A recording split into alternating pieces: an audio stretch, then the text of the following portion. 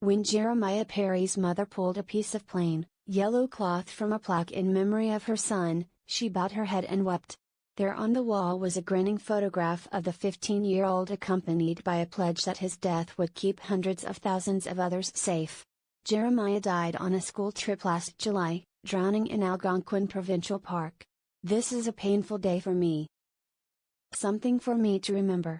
Today is like everything, all fresh, Melissa Perry said, standing at Toronto's C.W. Jeffreys Collegiate Institute, a North York high school. Jeremiah didn't know how to swim before going on the trip to the Ontario Park. While the school had a swim test that students were required to pass before leaving, it was revealed during a board investigation in the month after the trip that half the students who went had failed the test.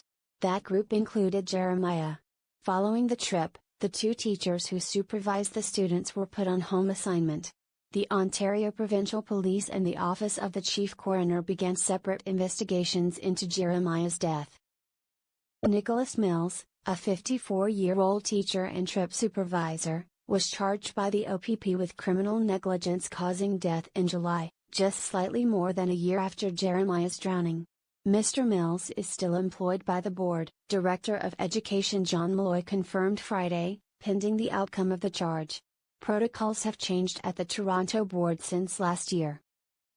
Swim test results, which used to be provided only to the principal, are now also distributed to students and parents. The tests are repeated, being held once before the trip and again when students arrive at their destination. I do want to say that our policies at the time, had they been followed, would not have led to this result, Mr. Malloy told reporters after the ceremony. But we have, as I said, strengthened those policies and procedures to ensure that there's no way for this to happen again. Jeremiah's family packed the first 2 rows on Friday afternoon as the new plaque was unveiled. Former Principal Monday Gala remembered Jeremiah as a boy who loved school and was often the first to arrive, along with his brother. Jeremiah, the younger of the 2 boys, was seen on many occasions poking fun at his siblings' expense. The 2 were close, and it was clear how much Jeremiah cared about his family, Mr. Gala said. Before the ceremony, one relative stood looking at another plaque, just a few feet away from Jeremiah's. It memorialized Jordan Manners, a student who was shot and killed inside the school in 2007. His plaque, too, promised to build safer schools.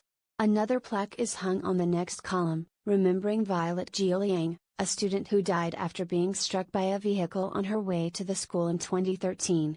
Because schools are human communities, they can deal with tragedy, Mr. Malloy said of the growing row of plaques. We work really hard with our students to honor those that have gone before us, but also to help our students to learn and be strong as well.